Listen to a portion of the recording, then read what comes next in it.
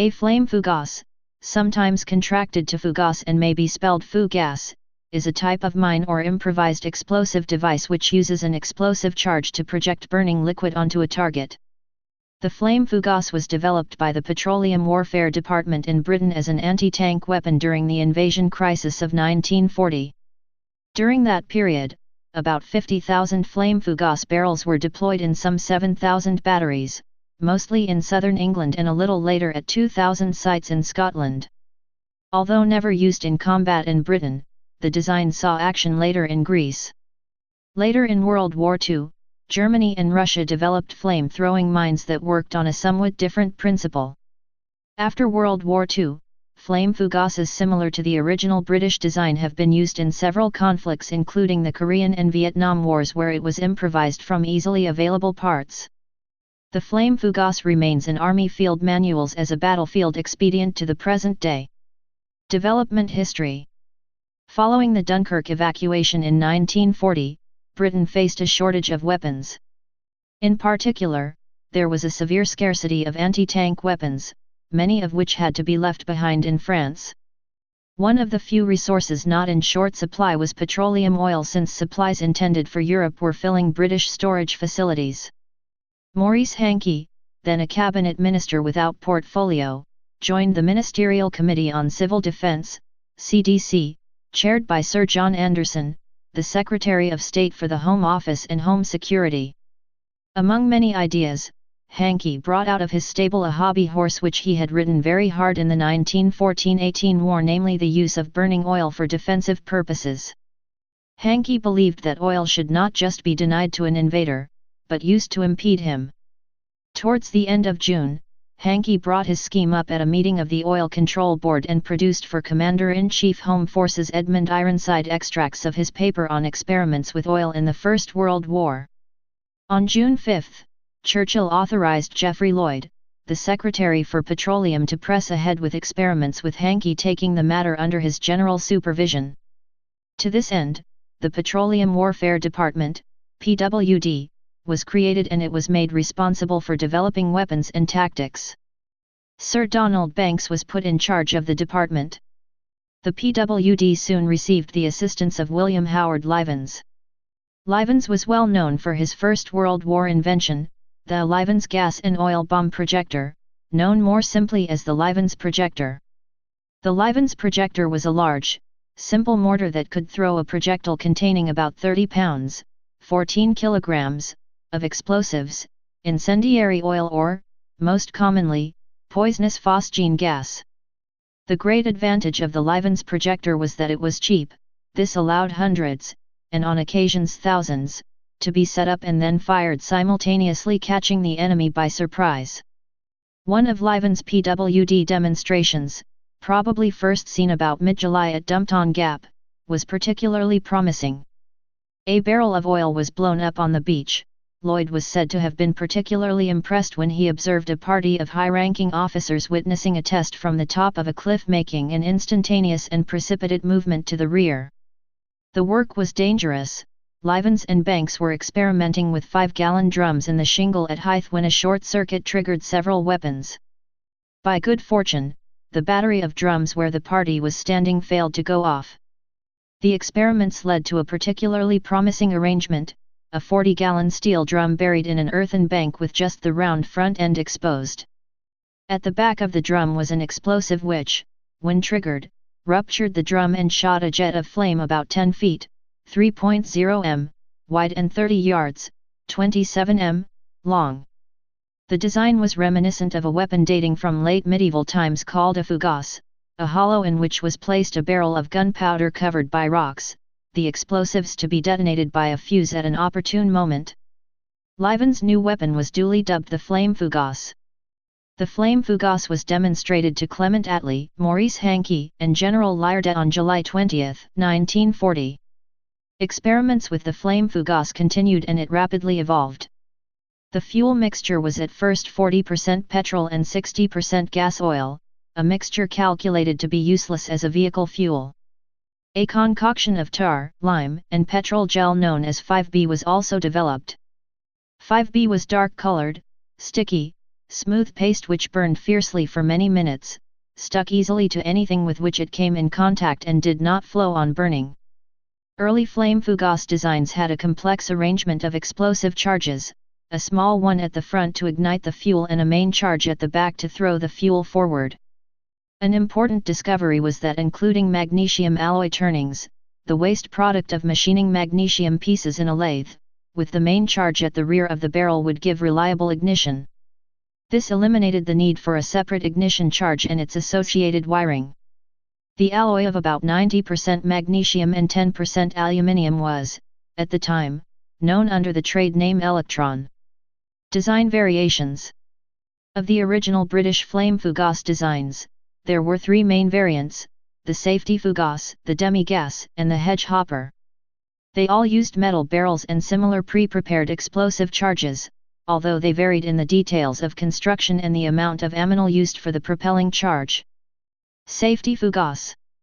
The most common form of the flame fougasse was the safety fougasse. This design allowed the propelling charge to be stored separately until needed. The safety fougasse was constructed as follows: a small section was excavated from the side of a slope, leaving a shallow platform of earth, and a barrel of incendiary mixture was placed horizontally in a low position with one round face pointing towards the target. At the back, a section of stove or drain pipe was placed vertically against the rear face of the barrel. The lower end of the pipe was blocked off with a thin cover and positioned a few inches above the bottom of the barrel. The top of the pipe was fitted with a loose cap to keep water out. This pipe is what makes it a safety fougasse because it allows later installation of the propelling charge. Soil was then built up over the weapon until all that could be seen were the front disc of the barrel and top of the pipe. The propelling charge was prepared with an electrically triggered detonator in a primer bound with insulating tape to 3 or 4 cartridges of ammonal explosive. This assembly was placed in a small, waterproof rubber bag that was, in turn, placed inside a used cocoa tin. 4 ounces, 110 grams, of magnesium alloy turnings were added to ensure ignition of the fuel. The electrical wires were passed through a small hole in the lid of the tin which was then tightly fitted. The propelling charges were kept in storage, only to be deployed when enemy action was imminent. To activate the device, the propelling charge was lowered down the pipe and tamped down with dry soil before being connected to a firing point about 100 yards, 91 m, away. Firing required the current delivered by a 120 V battery. Private Harold Wimshurst later recalled, "We had a special job. We had to go all round these villages where there are banks and bends in the road, and we had to insert these barrels of inflammable material into the banks. A charge was put behind them with a wire running behind them to the nearest cover. A detonator was put in a pipe down the back of these barrels, and the idea was that if the tanks came round on the road, we'd detonate these barrels of flaming liquid over them." A non-safety fougasse could be built by simply burying the propelling charge behind the fuel drum and running leads through the soil. Instructions for several variants of this design were published, but this construction increases the hazard because the leads would have to be left exposed on the surface and any electrical current applied could, theoretically, ignite the charge. Also, underground moisture could also easily ruin the charge over an extended period of time. The safety fougasse design had the advantage that without the propelling charge the fougasse was sufficiently safe that it did not require a guard. Banks records that installing the charge only when there was clear danger relatively close at hand was a safety feature required to protect the public from accidents. The ammonal used for the main propellant charge is a cheap industrial explosive that is notoriously hygroscopic, becoming less effective when it absorbs moisture. Even though the charge was packed into a rubber bag in a tin and sealed with insulating tape, it would not have been a good idea to store it for long in the damp conditions of a flame fougasse installation. Flame fougasses were camouflaged with a covering of light material such as netting. Anything heavier would significantly affect the range. They could easily be merged into hedgerows or the banks of a sunken lane within view of a well-hidden firing point. They were placed where a vehicle would be obliged to stop, or at least slow down. The flame fougasse would offer instant and horrific wounds to any unprotected men caught in its fiery maw and would cause a vehicle engine to stop within 7 seconds simply because it was deprived of oxygen, although it would easily start again once the fireball subsided. provided nothing was damaged. British soldier Fred Lord Hilton later recalled. On one occasion digging in and actually blowing a set of fougasse, these were 50 imperial gallons, 230 liters, 60 US gal, oil drums filled with petrol and oil, buried in the side of a defile with a small charge of explosives behind or underneath. The idea was that when a column of enemy tanks the spot the fougasse were blown.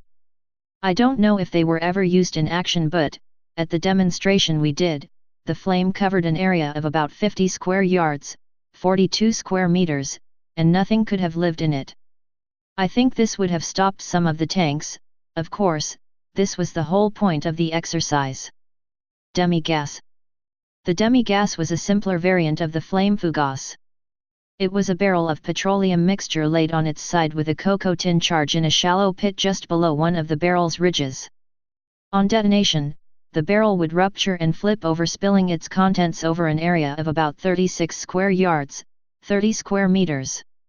Left on its own at a roadside, in the open and with no attempt at disguise other than to hide the firing wires, it was indistinguishable from the barrels of tar commonly used in road repair. It was hoped that in addition to the damage done by the weapon itself, experience would cause the enemy to treat every innocent roadside barrel with the greatest caution. Hedge Hopper. Another variant of the flame fougasse was the Hedge Hopper. This was a barrel of petroleum mixture placed upright with a cocoa tin charge containing 2 primers and just one ammonal cartridge buried in an 8-inch, 200 mm, deep pit placed underneath and slightly off-center, but carefully aligned with the seam of the barrel. On firing, the barrel would be projected 10 feet, 3 m, into the air and 10 yards, 9 m, forwards, bounding over a hedge or wall behind which it had been hidden. It was difficult to get the Hedge Hopper's propelling charge right, but it had the great advantage of being quick to install and easy to conceal. Home Guard member William Leslie Frost later recalled seeing a Hedge Hopper in action.